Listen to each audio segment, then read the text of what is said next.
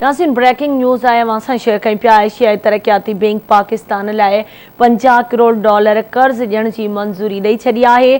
Fund corona programme तहत मंज़ूर कया विया। एशियाई तरक्याती बैंक पारां इहो ॼाणायो वियो आहे। फंड तहत पाकिस्तान $3 करोड़ 98 लख जी कोरोना वैक्सीन ख़रीद कंदो। पधिराई में इहो ॼाणायो वियो आहे, जॾहिं त फंड सेफ्टी बॉक्सिस ऐं सिरिंजिस जी ख़रीदारीअ ते ख़र्च थींदा। ADB फंड तहत पाकिस्तान $3 करोड़ 98 लख जी कोरोना वैक्सीन ख़रीद कंदो। फंड सेफ्टी बॉक्सिस ऐं सिरिंजिस जी ख़रीदारी ते ख़र्च थींदा।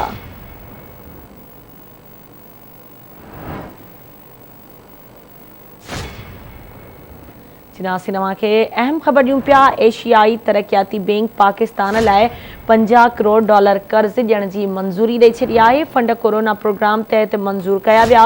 एशियाई तरक्याती बैंक पारां इहो ॼाणायो वियो आहे। फंड तहत पाकिस्तान $3 करोड़ 98 लख जी कोरोना वैक्सीन ख़रीद कंदो। पधिराई में ॼाणायो वियो आहे, फंड सेफ्टी बॉक्सिस ऐं सिरिंजिस जी ख़रीदारी ते ख़र्च कया वेंदा।